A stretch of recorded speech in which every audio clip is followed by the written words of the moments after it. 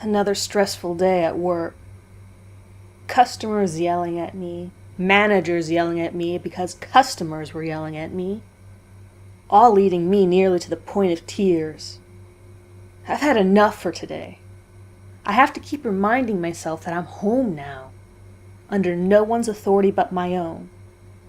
No customers to lie about me mistreating them for some free coupons. No supervisor to dock my pay to compensate for said coupons. But I simply can't help replaying the day's events over and over again in my head. Turning up the volume on the TV only intensifies the screaming matches occupying my mind.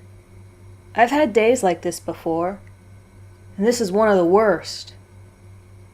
Fortunately, I have a stress relief tactic that's yet to fail me. A quiet walk around the block. I turn off the television, throw on a light coat, and check the time. It's already past 11 at night. I don't want to be out too late, but I know I won't be able to sleep until I can put this behind me. At least I don't have to work tomorrow. I lock the door behind me as I leave. The golden glow of the sidewalk, extending seemingly endlessly among the brick and mortar houses, never fails to inspire awe in me. But it's had me worrying about how much longer I'll be able to live here without a higher paying job. Not surprisingly, I see few people sharing the sidewalk and street with me at this hour. I'm indifferent to them, as it's quite a safe neighborhood. The walk hardly helps. As I finish my lap around the block, I'm still plagued by today's frustrations. I decide to continue my walk, only extending it to 3 blocks instead of 1. As I step past the first block, I finally begin to quiet the looping arguments and notice the sound around me. Or, more accurately, the lack of sound. Only 2 noises seem to exist in this bubble of the universe. The subdued hum of the streetlights, and the harsh slap of the rubber on my shoes meeting the pavement.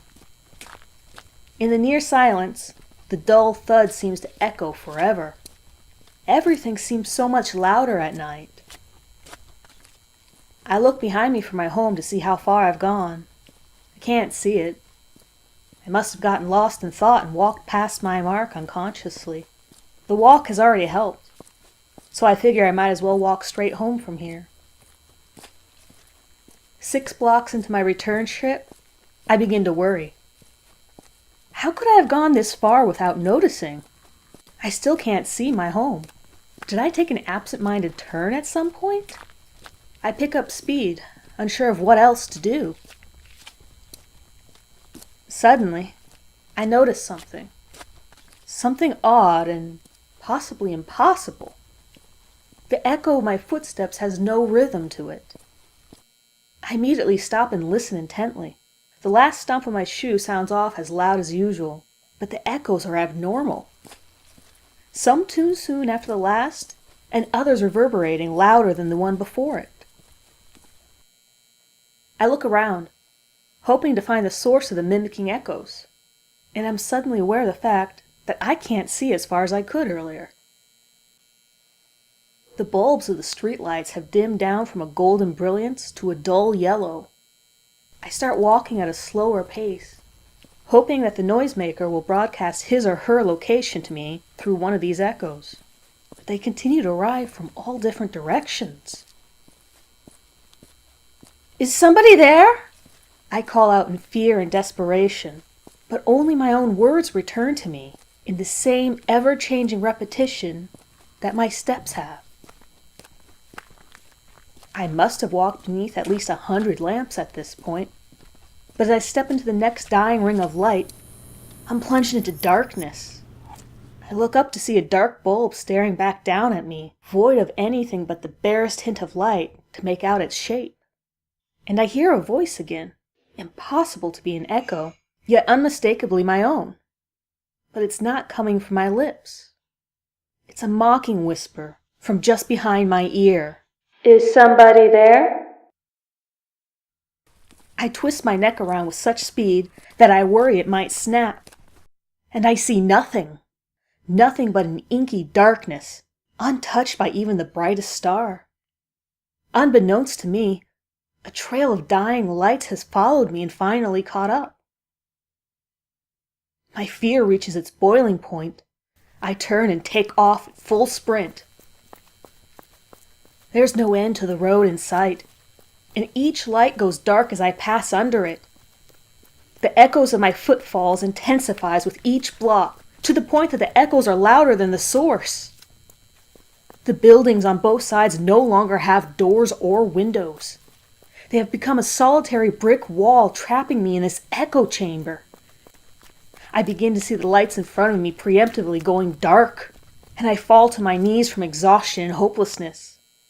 The void engulfs me as I watch every visible light fade from existence. Why? I scream into the abyss, expecting this to be my last word. There is no echo, not even a normal one. The sound of my scream dies in the air and disappears. There's absolute silence. Until several seconds later, a single street lamp ignites. About half a block away, one small circle of light illuminates the ground, revealing a solitary figure. It has the appearance of a person. No, it has the appearance of me. My height, my shape. It is me, but made of pure darkness. And though it has no visible eyes, I know it is watching me, as my voice sounds from its non-existent mouth, repeating back to me, "Why?" And then another light activates, closer this time, showing me myself once again and asking me my own question. A third light, a fourth, 5, 6, 7. I lose count, as some lights reveal more than one incarnation of my living shadow, all asking me the same question that I have no answer for. The seemingly infinite road is flooded with these dark impostors, no longer echoing at random, but chanting with increasing volume. Why? Why? Why? I cover my ears and close my eyes tight, but it does nothing to quiet the voices or get the image of the shadow people out of my head. A minute after the chanting began, just when the volume was becoming deafening, it ceases completely. I open my eyes once more to the pitch-black vacuum of sound. I begin to wonder if this is the afterlife before I am suddenly blinded. Not in darkness, but by light. All I can see is white, and I know that luminescence has returned to my life. But as my vision adjusts, my blood runs cold. Only one light is on, the one directly above me. I am exposed, surrounded by the unknown with no escape, so I cry. I weep for myself, not knowing whether anyone will ever find me, alive or dead. I fall to the ground and cry as my last light gradually becomes dimmer, listening only to my own sobs echoing back at me, slowly getting closer and closer.